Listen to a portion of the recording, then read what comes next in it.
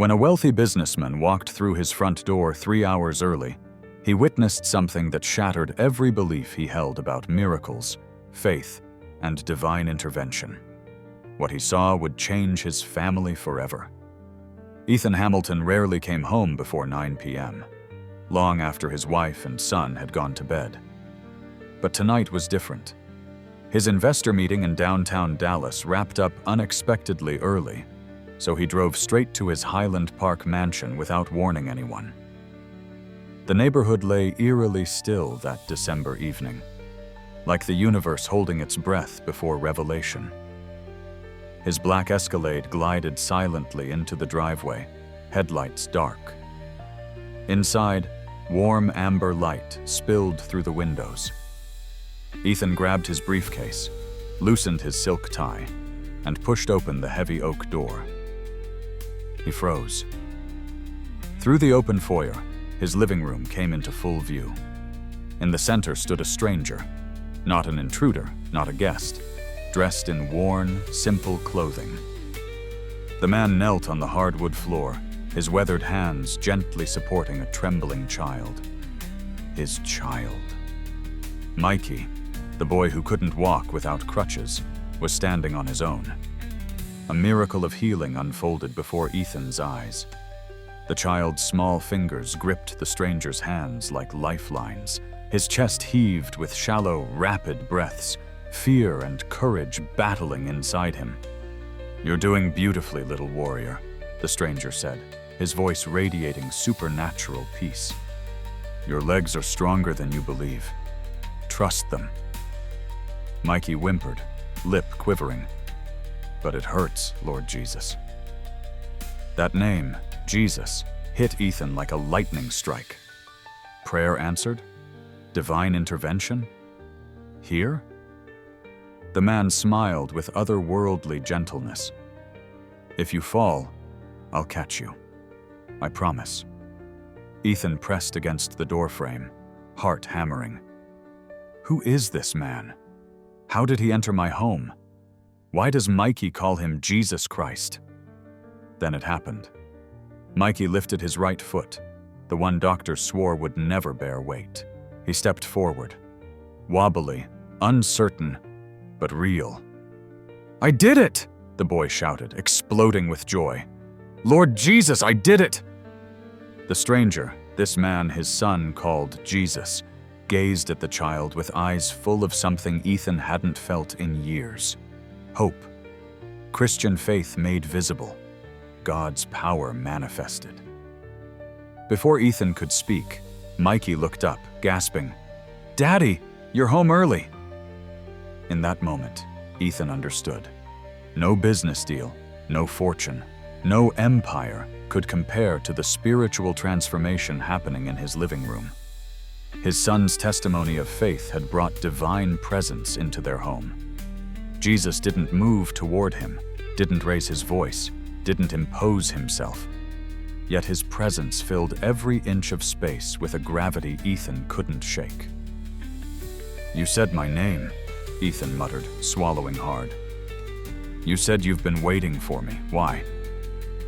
Jesus regarded him with a calm that bordered on unsettling. "Because tonight is the night you finally stopped running." Ethan bristled. "I'm not running from anything." Jesus tilted his head, eyes soft but unwavering. "A man can run even while standing still." Mikey glanced between them, sensing a shift he couldn't fully understand. He took a tentative step toward his father, legs trembling but miraculously holding. Ethan held out a hand to steady him, but Jesus gently touched the boy's shoulder. "He's all right," Jesus assured. And somehow Ethan believed him. Then Jesus turned fully to Ethan. No menace, no accusation, only truth, sharp as a mirror. "You leave this house every morning at 6:15, he said, "and walk past your son's room without looking inside because you don't want to see the guilt in your own reflection." Ethan's lips parted, stunned. You return most nights after 9:30, long after Mikey is asleep, because work feels safer than facing your family's disappointment. How do you know that? Ethan choked out. Jesus didn't let him breathe long enough to retreat. You haven't eaten dinner with your wife in 12 weeks. You missed Mikey's physical therapy evaluation. You missed his last birthday party by arriving after the guest had left. You hide behind success because success doesn't ask you to feel. Mikey blinked up at his father, confused, hurt.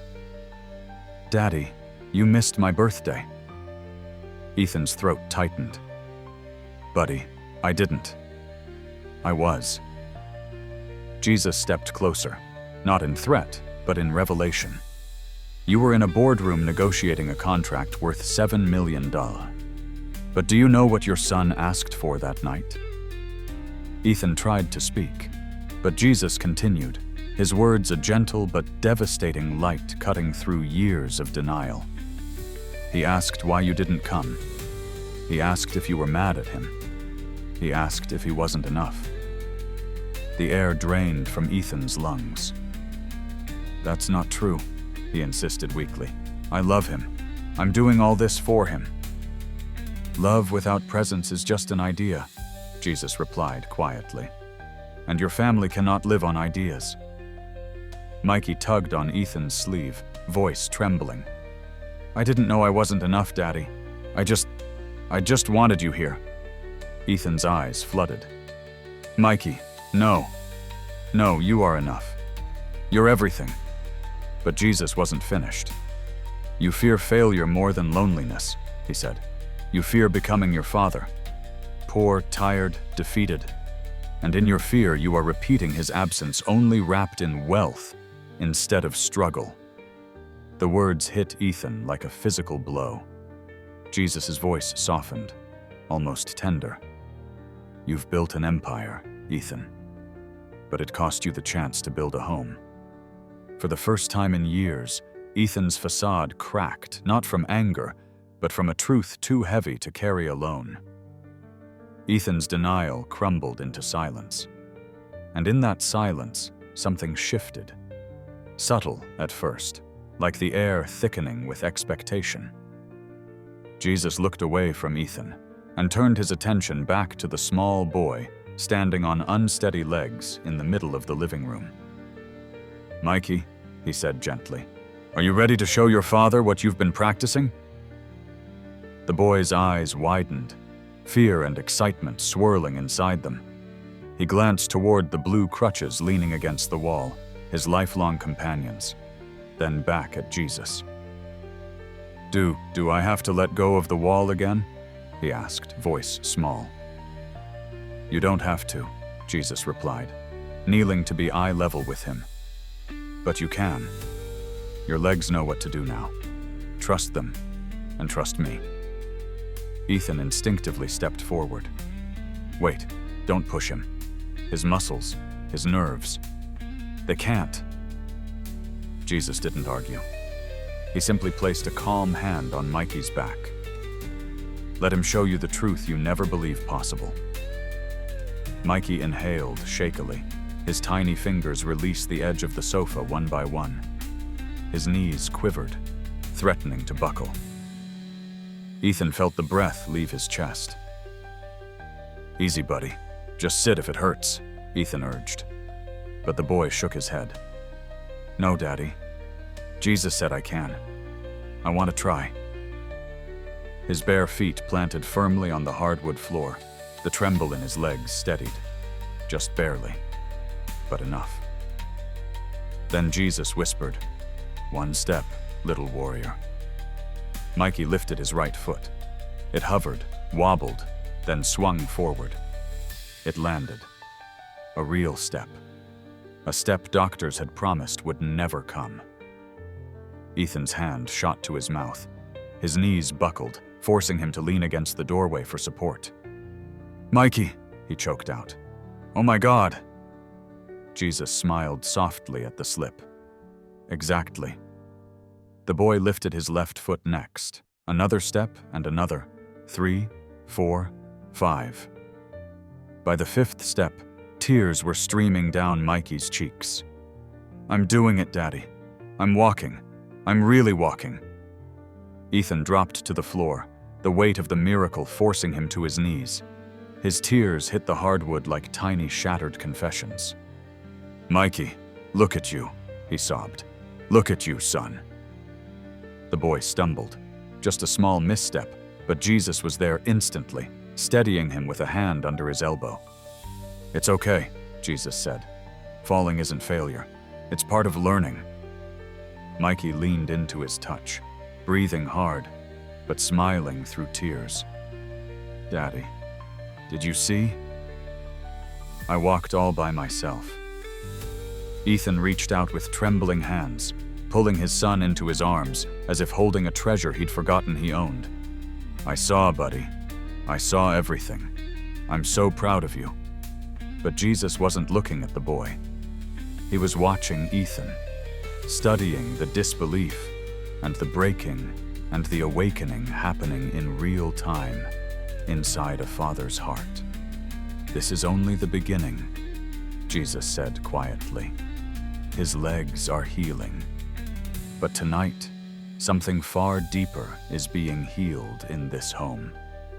And the room once filled with silence now pulsed with a miracle that neither science nor success had ever been able to offer. From the top of the staircase, soft footsteps broke the sacred stillness that had settled over the living room. Grace Hamilton, still in her satin robe, hair loosely tied from a long and exhausted day, slowly descended the steps. She had come down only to grab a glass of water, expecting the house to be quiet, her son already asleep, her husband once again working late. Instead, she froze mid-step.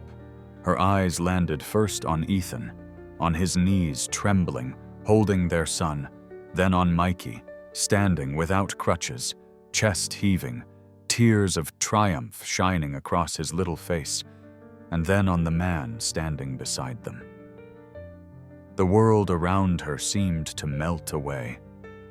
She clutched the banister as her breath hitched violently, a sound halfway between a gasp and a sob. "No," she whispered, voice shaking. It can't be you." Jesus turned toward her gently as though he had expected her at exactly that moment. "Hello, Grace," he said, his voice warm and familiar. Heartbreakingly familiar. Grace's hand flew to her mouth. Tears spilled instantly, uncontrollably. "I've seen you!" she cried. "Every night for 6 months I thought I was losing my mind." She took another trembling step down, her knees weak. "I dreamed of you sitting at the edge of my bed, telling me not to give up, telling me my son wasn't alone, telling me my family could still be saved." Jesus nodded softly. "You were not dreaming. Not in the way you think." Ethan's head snapped toward her, confusion twisting his expression. "You've seen him before." "Grace, what are you talking about?" But she barely heard him. Her eyes never left the man who now stood in her living room just a few feet from her. Every night flashed in her mind. Nights she cried alone in the dark while holding Mikey's unused birthday balloons. Nights she begged for strength as Ethan drifted farther and farther away. Nights she fell asleep, whispering prayers she wasn't sure anyone heard. "You came to me," she said, stepping closer, her voice breaking. "In my dreams, you held my hands and told me to keep faith. You told me you had a plan, that help was coming. It was you. It was really you." Jesus' expression held a depth of compassion no human could imitate. "I came because you cried with a mother's heart," he said, "and a mother's prayer reaches heaven faster than thunder." Grace's tears fell harder. "I thought I was just imagining you. I thought grief was making me see things." Jesus stepped toward her, not with grandeur, but with the gentle reverence of someone approaching a beloved friend. You were not imagining me, Grace. You were hearing me. I comforted you because you were carrying more than a human heart should bear alone." At those words, Grace broke fully, freely. She covered her face, sobbing with relief, so overwhelming it nearly dropped her to her knees. But Jesus reached out. Before she fell, his hand rested lightly on her shoulder. No weight, no force, just warmth. A warmth that melted months of fear and loneliness in an instant. "Your cries were not ignored," he said softly. "Your hope brought me here, and your love kept this family from breaking." Grace lifted her face, tears streaming, and for the first time in a long time, she felt seen. Not by the world, not by success, but by the one she had been talking to in the dark for half a year. And now, he was standing in her living room, real present, and answering every whispered prayer she thought had vanished into silence. Jesus' hand lifted gently from Grace's shoulder and turned toward Ethan again, as though the next part was meant for him alone. The atmosphere shifted, still warm, but now thick with something Ethan couldn't explain. A gravity that pressed deep into his chest. Jesus walked toward the large window overlooking the backyard, the night sky spilling across the glass like black velvet. "Ethan," he said quietly, "come here." There was no force in his voice. Yet Ethan felt compelled to move like the truth itself was calling him forward. Grace stood behind him on the stairs, holding her breath. Mikey held on to Jesus' robe with childlike trust, unaware of the storm building inside his father. Jesus rested a hand on Ethan's shoulder. The room dimmed, the window blurred, and suddenly it wasn't the backyard anymore.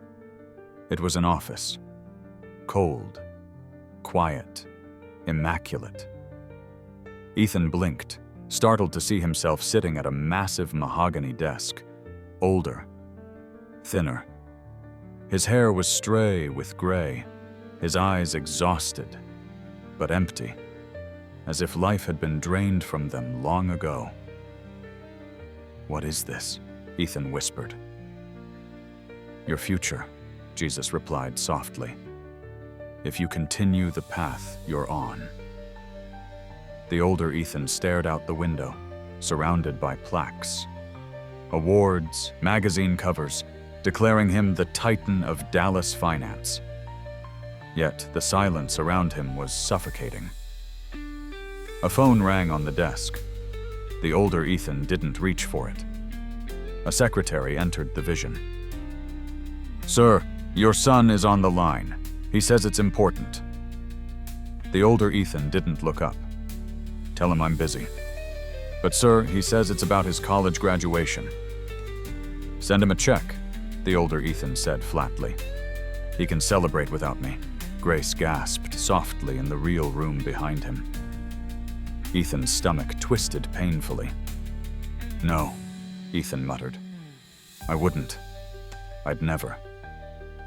"You already are," Jesus said gently. "Only now his legs are small. One day they won't be." Before Ethan could argue, the scene warped again. Now it was a hospital room. A heart monitor beeped steadily beside an old man lying in a bed. Ethan, decades older than he was now, alone.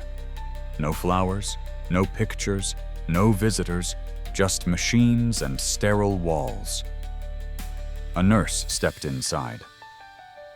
"Mr. Hamilton, shall we call someone? A family member?" The old Ethan laughed bitterly. "There's no one to call." Ethan's real knees buckled, but Jesus held him upright. "Stop," Ethan pleaded, voice cracking. "Please stop." "If you ask me to stop," Jesus said quietly, "the vision ends. But the path doesn't." The weight of that truth fell like a hammer. Jesus finally released him, and the room faded back into the living room, the window once again showing the backyard, the stars, the simple night. Ethan collapsed onto the couch, shaking.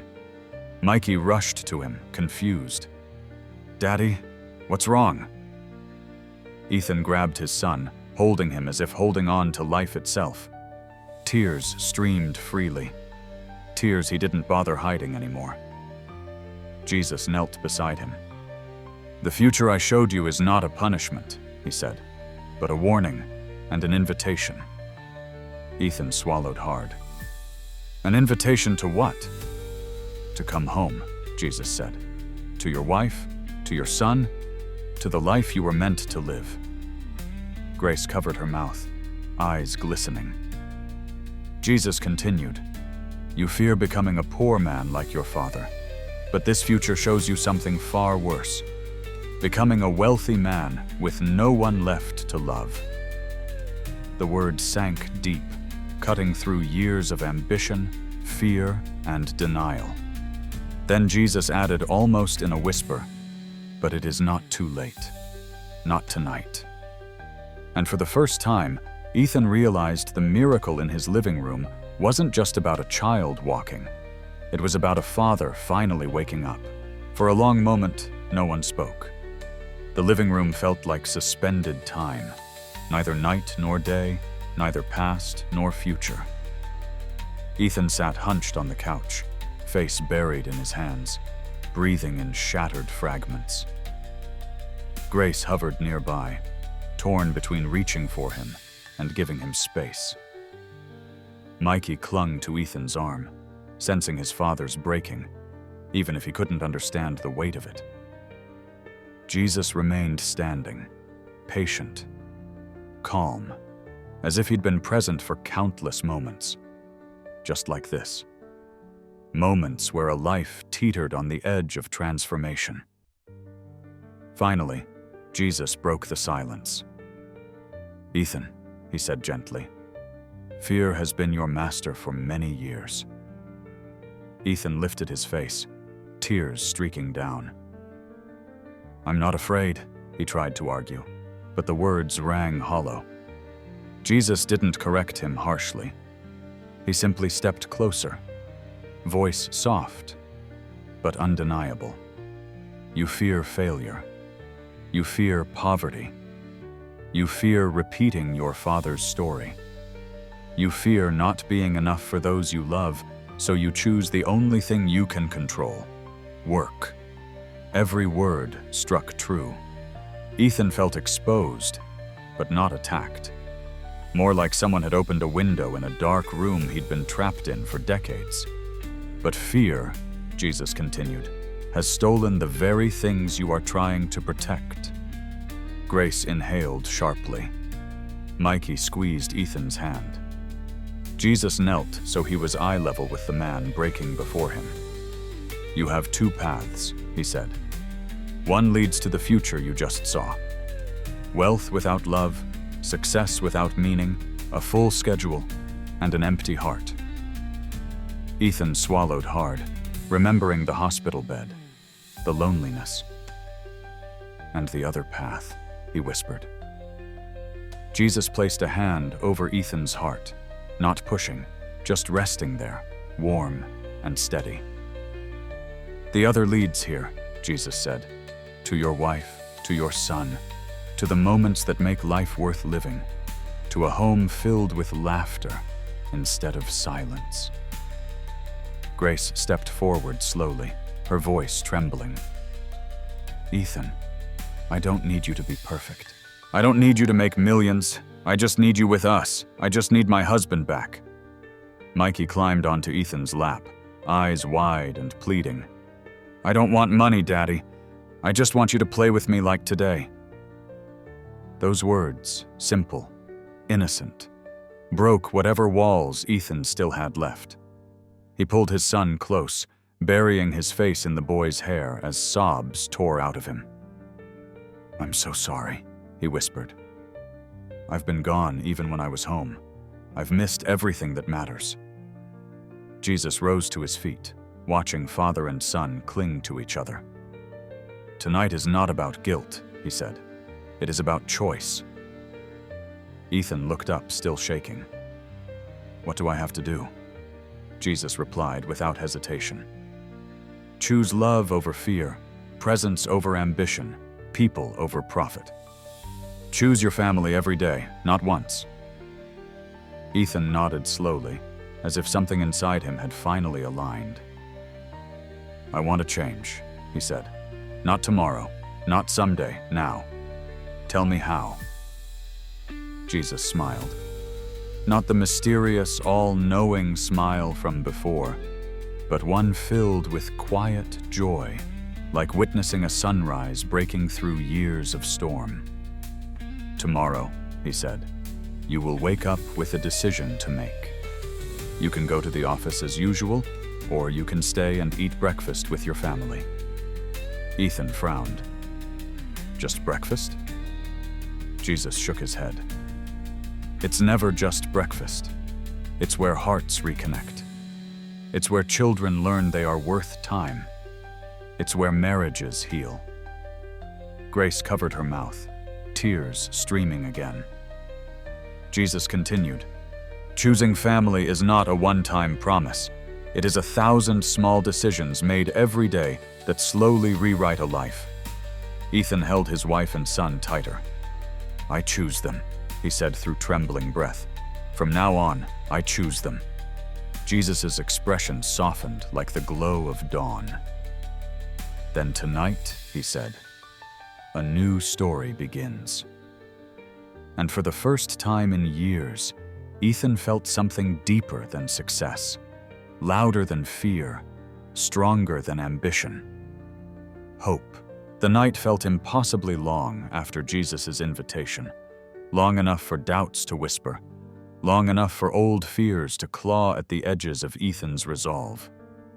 He barely slept, lying awake beside Grace, listening to the soft breathing of the woman he had almost lost without even noticing. At 6:45 a.m., sunlight spilled through the curtains. For the first morning in years, Ethan didn't reach for his phone. No emails, no calendars, no contracts waiting. Today, he remembered, was about one thing: choosing his family. Downstairs, the kitchen filled with a soft clatter of cereal bowls and the faint hum of morning cartoons. Grace, still in her robe, looked stunned when Ethan walked in. Hair messy, no suit, no tie, just a father showing up. She bit back a smile that trembled with relief. You're here, she whispered. I told you I would be. His voice cracked, but not from exhaustion, from finally meaning it. Before Grace could reply, quick footsteps pattered across the hardwood floor. Daddy! Daddy! Mikey burst into the room, legs stronger than they had ever been, eyes sparkling with excitement. You didn't leave for work? Nope, Ethan said, kneeling so their faces were level. I canceled everything. The boy threw his arms around his father's neck, squeezing tightly. Ethan felt something fragile inside him mend a little more. Jesus said you'd stay, Mikey murmured proudly. He said we'd do something special today. Ethan's heart thudded. What did he say you were going to do, buddy? Mikey grinned, a secret smile bursting with anticipation. It's a surprise, but Jesus told me to be ready at 8 o'clock. He said he'd be in the backyard. Grace's breath caught. Ethan swallowed hard. 8 o'clock, the hour Jesus had promised. When the clock hit 7:59, they all stepped outside. The backyard glowed under the golden morning, and there, sitting casually on the grass, as if he'd been there since sunrise, was Jesus. Good morning, Hamilton family, he said, with a smile that carried the warmth of summer. Mikey raced toward him, not limping, not wavering, running. Lord Jesus, I'm ready.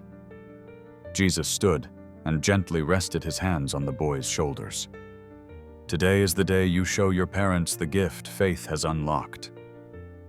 Ethan and Grace held hands, hearts hammering. Mikey, Jesus said softly, are you ready? The boy nodded fiercely. I'm ready. And then it happened. He ran, not cautiously, not carefully. He sprinted across the yard with the speed of any healthy 6-year-old, feet pounding the grass, laughter echoing behind him like wind chimes. Grace collapsed to her knees, hands covering her face. Ethan didn't move at first. He couldn't. His mind couldn't keep up with what his heart already knew. Jesus turned to Ethan, watching him watch his son. "This is what love missed when it was busy," he said. Mikey looped the yard, then stopped in front of the old soccer ball lying near the fence. His eyes lit up. He kicked it clean, smooth, powerful, straight toward his father. "Daddy, where come play?" Ethan's legs moved before his brain did. He chased the ball, laughing, a sound Grace hadn't heard in years. He kicked it back. Mikey kicked it again.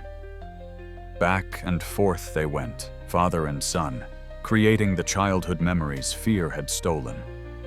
Grace recorded every second, as if afraid the moment might vanish unless captured. Jesus stepped beside her. "His legs are healed," he said, "but your family is only beginning its healing." Grace wiped her tears. "Thank you for giving him back his life." Jesus shook his head gently. "I didn't give him back his life. I gave you all the chance to live it together." And under the morning sun, father and son kept playing, running, laughing, alive, while Jesus watched with a quiet smile a shepherd who had brought a lost family home. The Monday after that miraculous morning didn't feel like a Monday at all.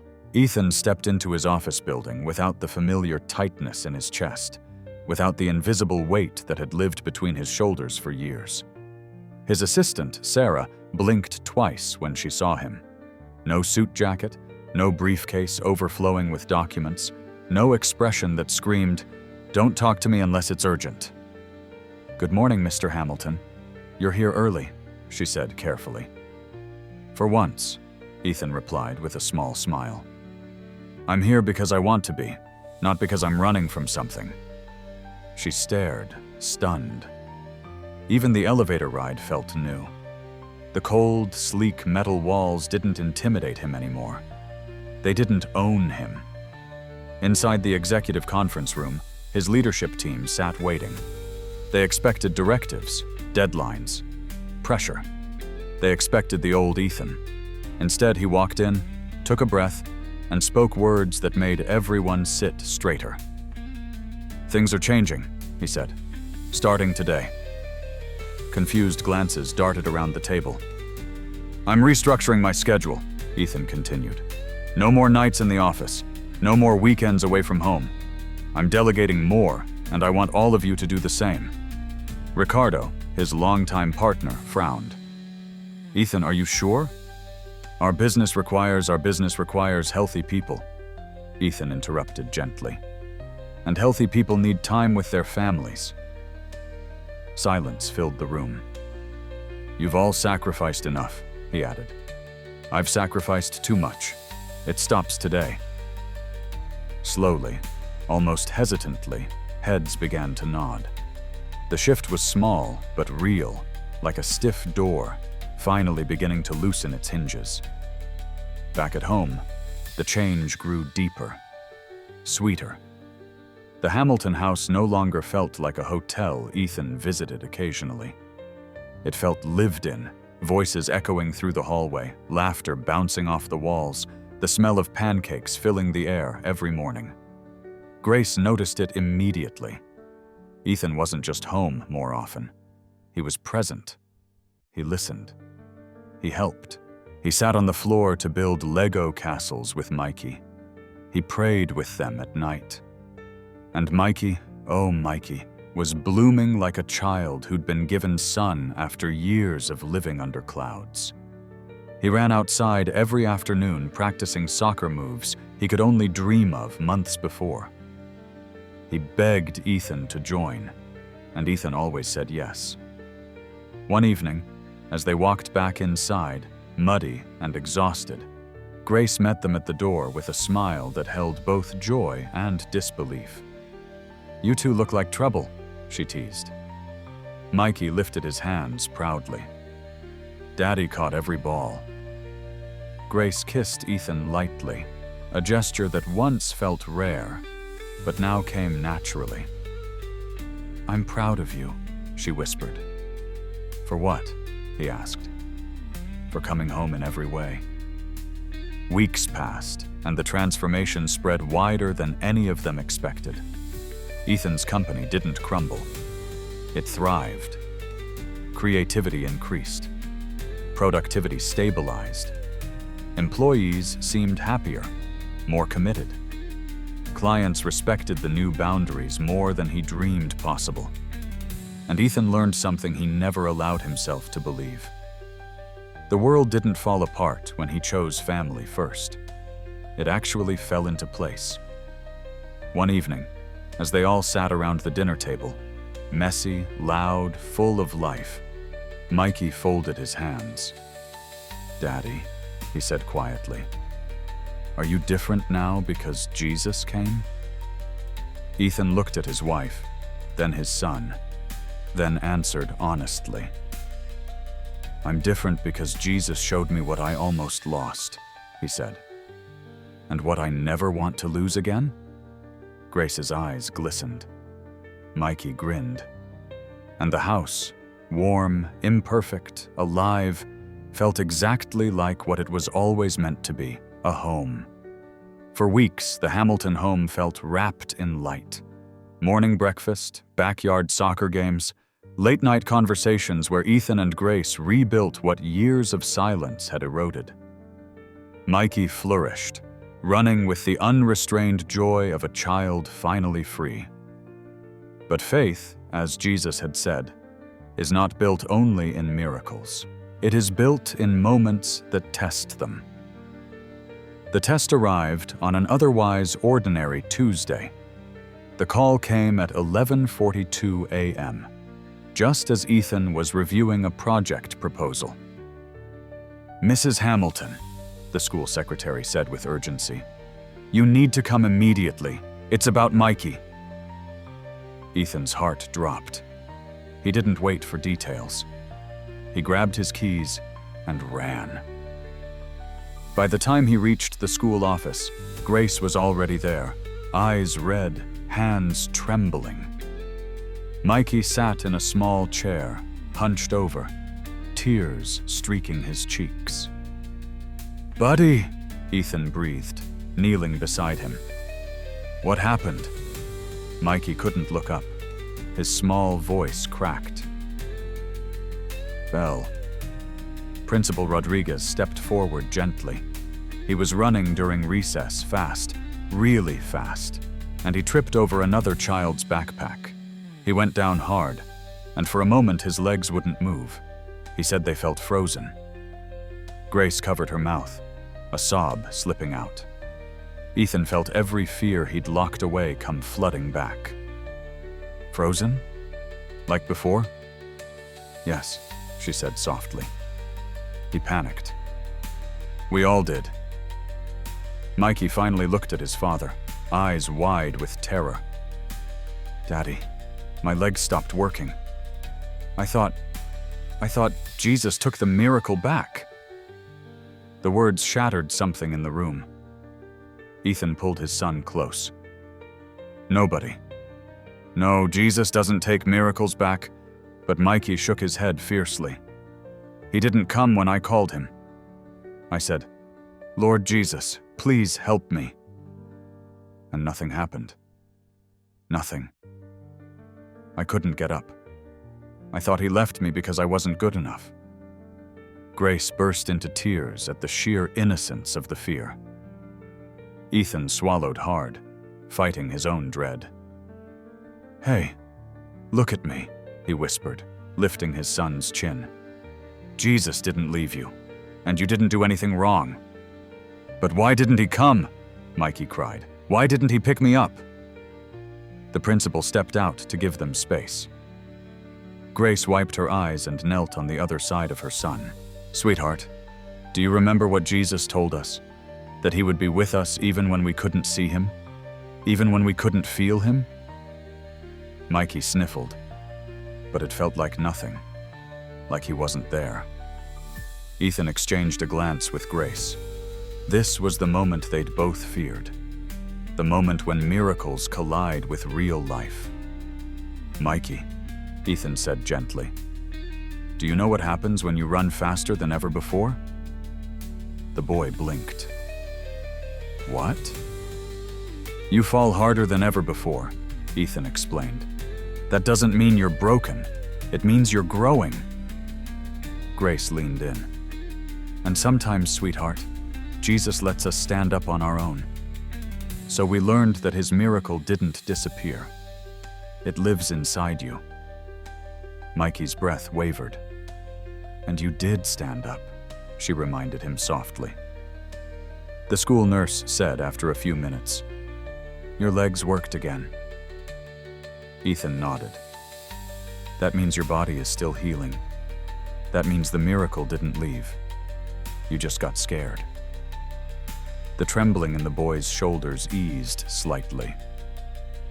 Jesus didn't abandon you. Ethan said he trusted you to get back up. Mikey's voice broke again, but this time softer. So, the miracle is still real. Grace kissed his forehead, more real than ever. Ethan hugged his son tight. And he's still with you even when it feels cloudy, just like the sun stays behind the clouds. Mikey finally nodded against his father's chest. And as the three of them held on to one another in that small school office, the miracle wasn't simply a healed pair of legs. It was a faith, learning how to stand even after falling. The weeks following Mikey's fall at school unfolded like a quiet unfolding of truth. Slow, steady, undeniable. His fear faded. His confidence returned. And every day he ran a little farther, kicked the soccer ball a little harder, laughed a little louder. Ethan and Grace watched with cautious joy, their hearts learning to trust the miracle. Not because it was dramatic, but because it endured. But something else was unfolding too, something they never expected. It began with an email. Mr. Hamilton.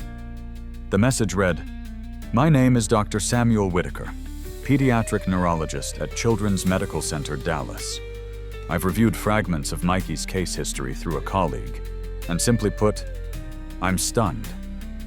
Would you allow me to examine him? Not to challenge your experience, but because I believe there may be something the medical field can learn, something that could help other children. Ethan showed Grace the message. She covered her heart, torn between protecting Mikey's privacy and recognizing the doorway God might be opening. That evening, they asked Mikey. He didn't hesitate. If Jesus healed me so other kids can have hope, then yeah, let's help them. So they went. Dr. Whitaker welcomed them into a quiet exam room, walls lined with colorful posters and shelves of children's books. He was gentle, warm, and astonishingly thorough, testing muscle reflexes, flexibility, nerve response. Mikey followed every instruction with the confidence of a boy who now trusted his own legs. When the examination ended, the doctor sat heavily in his chair, staring at the chart in disbelief. This is extraordinary, he said. Your son's previous scans and evaluations show clear neurological and muscular impairment, the kind that doesn't simply improve, it deforms, worsens, or stabilizes at best. But this, he lifted the new scans, eyes wide. This is the body of a completely healthy child. No nerve damage, no muscular deficiency, no structural weakness. It's as if, he stopped, visibly emotional, as if his legs were rebuilt from scratch. Grace brought a hand to her mouth. Ethan leaned forward. So, what are you saying, Doctor? Whitaker exhaled slowly. I'm saying I have no medical explanation, and I've spent 25 years searching for explanations. Mikey swung his legs over the table, smiling shyly. Jesus healed me, he said simply. The doctor looked at the boy and didn't laugh, didn't dismiss it, didn't correct him. Instead, he nodded. I believe you. Mikey's eyes lit up. Mr. and Mrs. Hamilton, Dr. Whitaker continued. With your permission, I want to document this case anonymously, of course. The world needs to know what happened here. Because this kind of healing doesn't just rewrite medical charts, it rewrites what's possible. Grace squeezed Ethan's hand. Yes, she whispered. Let the world see. The report was published in a respected medical journal. Doctors from other states requested the data. Researchers asked for interviews, and quietly, almost imperceptibly at first, people began reaching out. A father whose daughter couldn't walk, a mother whose son struggled with chronic illness, a couple whose marriage was falling apart under the weight of medical bills, a widow who had lost faith after too many unanswered prayers. Ethan and Grace didn't expect it, but somehow their home became a place where broken people came looking for hope. Not to see Mikey walk, not to chase spectacle, but to hear the story. The story of a boy healed not only in body, but in courage. The story of a father rescued from a future of loneliness. The story of a family knit back together by the hands of Jesus Christ himself. One evening, as the sun set behind the new treehouse Ethan had built for Mikey, Grace looked out across the yard where children were laughing, playing, leaning into each other for support. What's happening to us? She whispered, half amazed, half in awe. Ethan's smile was soft. I think the miracle is growing. And indeed, it was growing, not as a dramatic flash of light, but as a quiet ripple of faith, spreading from one family to countless others. Each heart touched by the undeniable truth. What Jesus Christ did for one child, he could do for many. 5 years passed, and the Hamilton home no longer resembled the quiet, fractured house it once was. Laughter lived in its hallways now. The backyard, where one miraculous morning had changed everything, was filled almost daily with the sound of children playing, neighbors visiting, and the occasional stranger who had driven hours just to hear the story firsthand. Mikey was 11 now, taller, stronger, and faster than Ethan ever imagined possible. He played soccer for a local league, not because he wanted trophies, but because every sprint, every kick, every victory reminded him of the moment Jesus Christ lifted him from limitation into possibility. On a warm Saturday afternoon, Ethan and Mikey were in the yard working on a new addition to the treehouse. Grace watched from the porch, a glass of lemonade in hand, struck by the quiet wonder of the life they had become. Dad, Mikey asked as he hammered a beam into place, do you ever think about who you used to be? Ethan paused, leaning against the ladder. Every single day, he said, and I thank God I'm not that man anymore. Mikey smiled. I thank Jesus too. I'm glad he came that night. Ethan tousled his hair. Me too, buddy. Me too. But none of them expected what would happen next. That evening, after dinner, Mikey climbed up to the treehouse with a book. It had become his favorite place to be alone, especially when he wanted to pray. The sun dipped low, painting the sky with orange and gold. He was halfway through a chapter when he felt it. A warmth, a presence, familiar. He looked up, and there, sitting on the wooden railing, bathed in the glow of sunset, was Jesus Christ, exactly as he remembered him, exactly as he had appeared 5 years before. Mikey's breath caught. "Lord Jesus." Jesus smiled. "Hello, my little warrior, though I see you're not so little anymore." Tears filled the boy's eyes. "You came back." "I promised I would," Jesus said, stepping closer. "And you know I never break a promise."